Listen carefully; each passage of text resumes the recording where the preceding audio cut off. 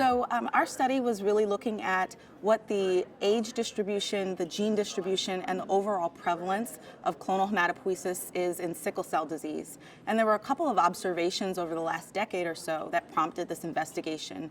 One is that in population studies, so in epidemiologic studies, we see that there's an increased risk of leukemias, particularly myeloid leukemias in people with sickle cell disease.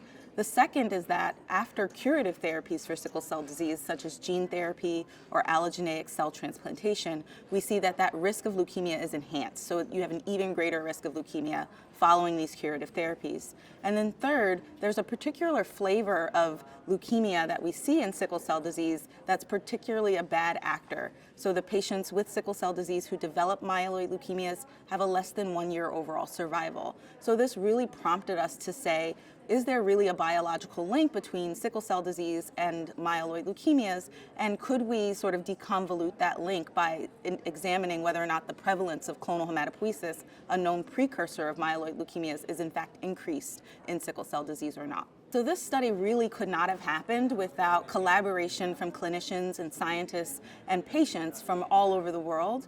Our study involved pulling together samples from 17 different cohorts across 4 different countries, from South Africa, North America, and Sub-Saharan Africa. And we really needed that number of cohorts and that number of investigators really collaborating together in order to have the type of sample numbers and power, statistical power, to really tell the difference between controls and sickle cell disease populations.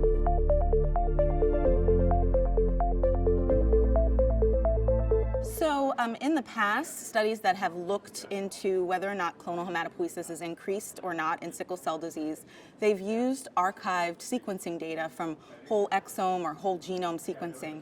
And these sorts of techniques do allow you to detect clonal hematopoiesis, but the limit of detection is somewhere on the order of somewhere between 2% variant allele fraction up to about 10% variant allele fraction for the lowest level of CH that you can detect. In contrast, our bespoke UMI-based targeted duplex sequencing platform allowed us to get down to a limit of detection of 0.01% or 0.001 VAF.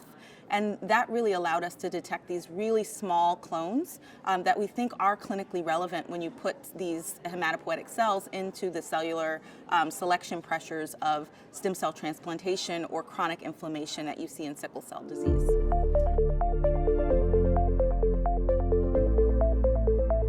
One of the major questions that we have, and that's still really an open question, is what the etiology is of clonal hematopoiesis in sickle cell.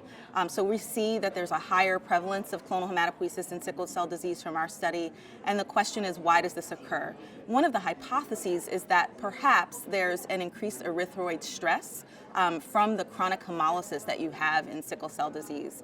And we wanted to know, is this just generally increased erythroid stress? Would any sort of increase in erythroid stress lead to the same increase in prevalence in clonal hematopoiesis? So it's natural for us to compare different beta hemoglobinopathies. So compare sickle cell disease to sickle cell trait, a heterozygous HBB subtype, to beta thalassemia, a completely different beta hemoglobinopathy. And what we saw was that we saw this increase in the prevalence of clonal hematopoiesis in sickle cell disease, but we don't see it in sickle cell trait, so the heterozygous state does not increase your risk of clonal hematopoiesis. And we also don't see it in beta thalassemia, so just general having a beta hemoglobinopathy with hemolysis or chronic erythroid stress is not the answer. That's not why you have an increased risk in clonal hematopoiesis. And perhaps it's the vaso-occlusion and the other forms of pathology that you see in sickle cell disease that are really driving the clonal hematopoiesis that we're seeing.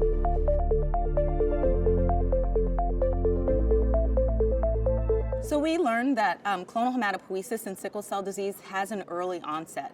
And what we mean by this is that in a general population, we typically detect clonal hematopoiesis in adults. Clonal hematopoiesis is considered in the general CH field to be an age-related phenomenon, so we don't typically detect it in children.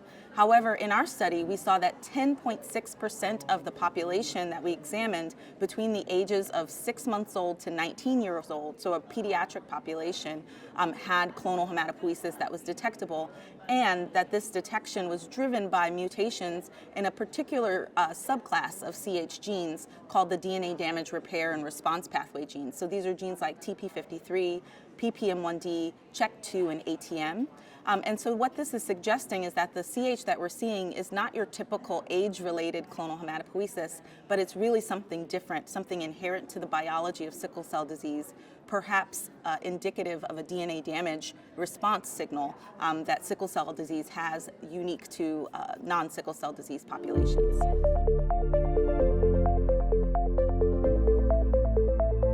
In most of the research that I do, I study prevention of myeloid leukemias, and this is a context, the sickle cell disease context, was a previously understudied and underappreciated context where the risk of myeloid malignancies is particularly high. And so what I think that this does is it opens the opportunity for us to now include individuals with sickle cell disease in our research into preventing myeloid leukemias, where this population may not have been included prior. It also allows us to start to think about how do we go about, in the context of sickle cell disease, preventing or mitigating the risk of myeloid leukemias developing in individuals as they age, but also as an adverse consequence of cellular therapies. And so future work will link the observation of clonal hematopoiesis that we're seeing in these pediatric and adult populations with sickle cell disease to clinical outcomes, and also will go into clinical investigations into what flavors of clonal hematopoiesis should be avoided in the context of certain curative therapies.